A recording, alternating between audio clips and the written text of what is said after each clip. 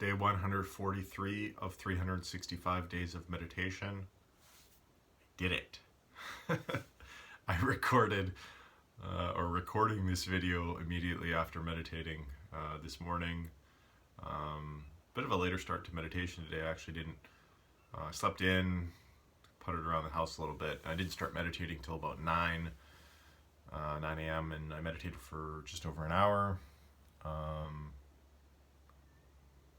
Not a ton to report. It's interesting, again, while I'm in the meditation, these experiences happening, these thoughts are occurring, and I keep thinking to myself, oh, that'd be, noticing it, and that'd be great to talk about, and oh, that's really interesting, I hope I remember that. And then I come out and I'm like, what was it that I wanted to talk about? So yeah, I guess it's a little bit frustrating. But I did touch on a couple things, or did notice a couple things.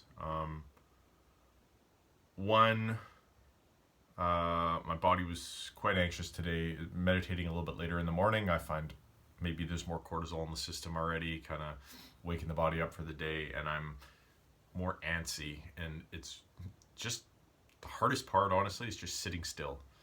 Not fidgeting, not, scratching your face or, your arm, or, shifting your body weight around, or sitting up again taller, or just not doing any of those things and just being still. That is honestly the hardest part, to sit there for an hour and do that. And it feels like today, for the first probably 30 minutes to 45 minutes, I did not want to sit still. And, you just feel this kind of difficulty, this to sit still, and this sort of, it just creates almost a sense of like anxiety and just frustration in the body. Wants to move, and I kind of just got to remind it, like, we're not going anywhere until we finish this.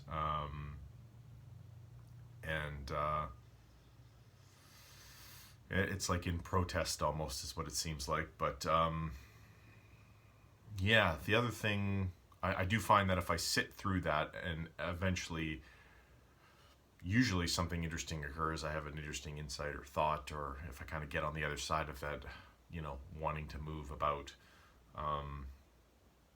But today, I guess the interesting thing that I noticed was, I was thinking about, or one of the interesting things that came out of it was, I don't know how I got there exactly, but I was thinking about the move that I'm doing, and I'm moving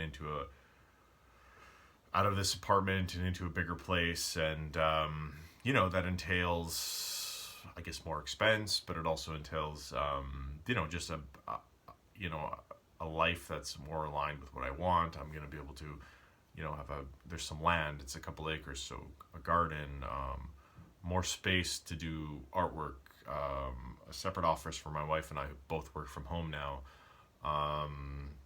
some storage, just, outdoor space, all these things, and peace and quiet, because I live in a busy neighborhood, and it's becoming increasingly busier each and every day, and I want all those things. And it's interesting, there's a little bit of me that's sort of, just a little bit of me that's apprehensive about the whole thing, and so I kind of poked around that and tried to figure out why. And what I realized is there was still some sort of feelings of, like, this is out of my league, this is out of my reach. And so I inquired about that. I kind of just sat with it and was like, well, that's weird. Why do I think that, this is out of my league, or out of my reach, or too good for me?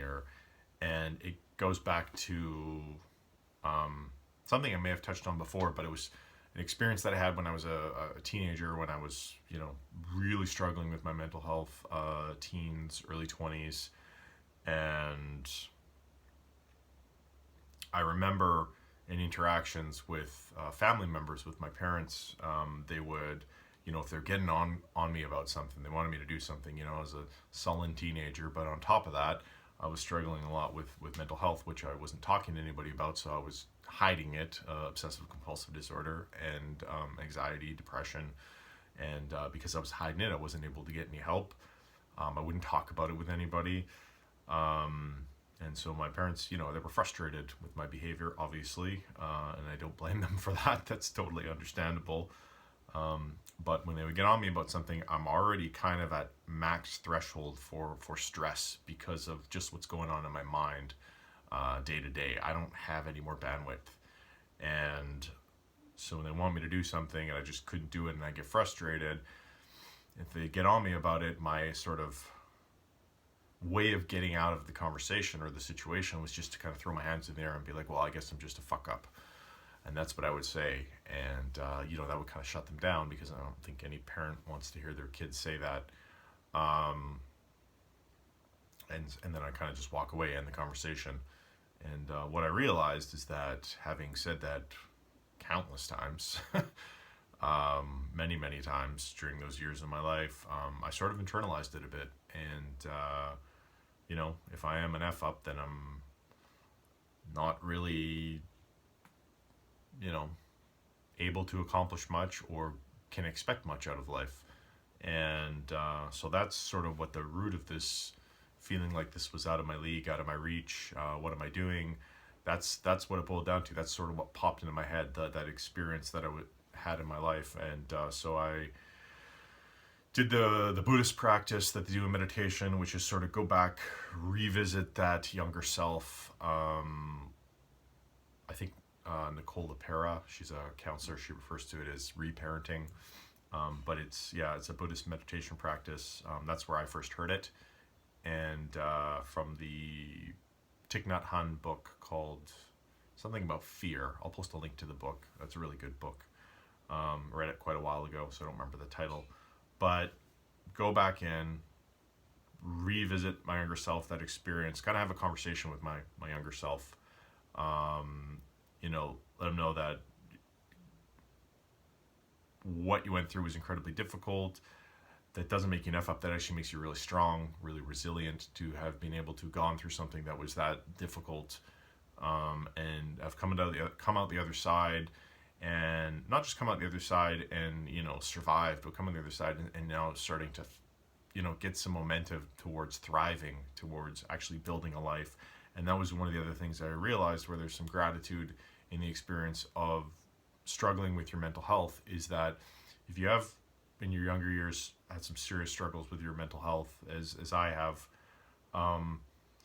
it kind of forces you at some point in your life to say, enough's enough. And for me, it started about 3 or 4 years ago, really. I'd taken some steps before that, but the major change was probably about 4 years ago, where I initiated it, I guess. And kind of enough's enough. And you kind of have to almost rebuild the way you think.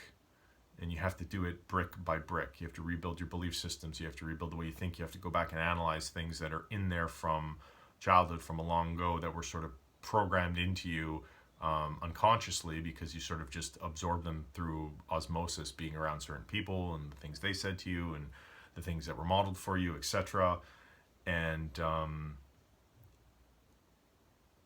I think why that's, again, quite neat is that because you're building brick by brick, rebuilding the way you're thinking, rebuilding your belief system, rebuilding your own self-esteem and self-confidence, etc.,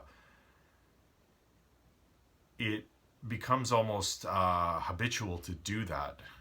And then now it sets you on this path, at least it seems for me to be setting me on this path of continuous growth, because now that process of trying to just get myself to a baseline functioning level that most people are kind of able to do innately, or at least it seems like that to me, or did seem like that to me, because I'm consciously working at getting to that level, it is improvement, and it's sort of becoming ingrained in me to just continuously improve.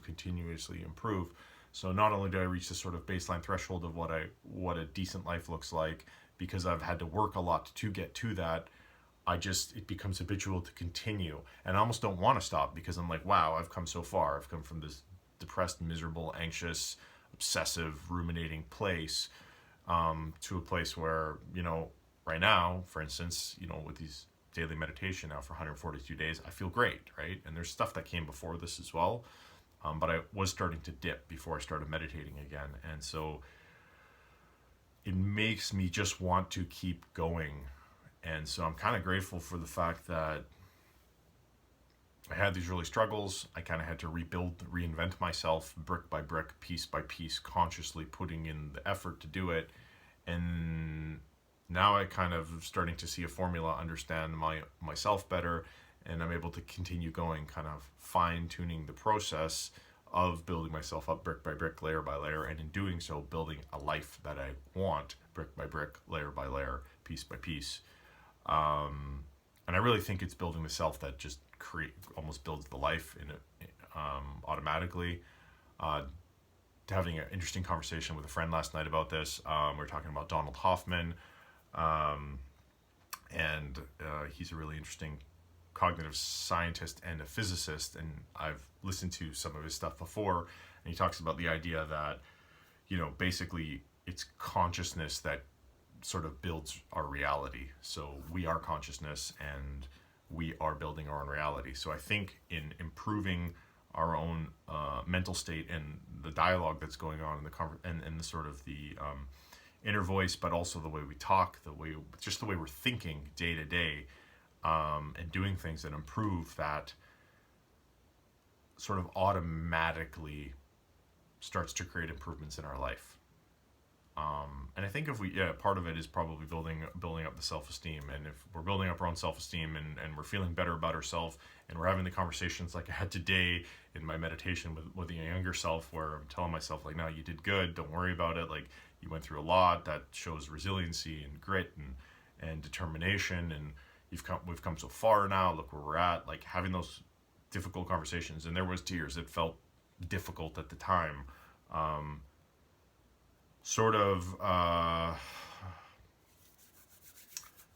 rejigs where my set point is mentally, and how I think of myself, how I see myself. And if I think of myself more highly, then I'm going to expect and demand more from my experience of life. And that's what's creating a better quality of life and allowing me to go forward and sort of not just want for more, but almost, I don't want to say expect, and I don't want to say demand. I don't know what the word is. It's not want, it's not expect, and it's not demand, but it's something in there where it's like, there's just like a feeling that it should be that way. Like life should be better. And that it can be, and it's totally possible for it to be better. So, yeah, that was today's practice. Hopefully, shooting this video immediately after meditation yielded something interesting for whomever watches it. If it did, leave me a comment. Let me know if you liked it or thought it was interesting that I was able to shoot this right after meditation. Hope this was useful. As always, I'll wrap this up by saying, if you are struggling with your mental health, don't suffer in silence. Talk to somebody, talk to somebody, talk to somebody. There's nothing worse than feeling isolated and alone when you are in a bad place mentally, emotionally, psychologically. And it, again, reminds me of that thing that I heard Lewis, I don't know if it was Lewis, I think it was Lewis House said recently, which is, there's no such thing as hell if you're not alone. So the idea that as soon as you're with somebody, it's something like that. As soon as you're with another person, or able to interact with another being and communicate with them, then the most difficult things are suddenly no longer as difficult. And so, yeah, that includes mental health. If you are struggling, don't struggle alone. Don't suffer in silence. Talk to somebody, talk to somebody, talk to somebody. Just start that conversation. You'll never know where it leads. I know it can be terrifying. I avoided it for countless years of my life. Not talking about it with people, about family. And the interesting thing is, the more I talk about it, the more I realize that it's like, you're not the only one. And that's where the power, I think a huge part of the benefit and power of talking to somebody is that you start to realize that other people have gone through similar things or the same things. There's hope. There's definitely hope. There's a way out. So again, thanks for watching. Hope this was interesting. Have a great day.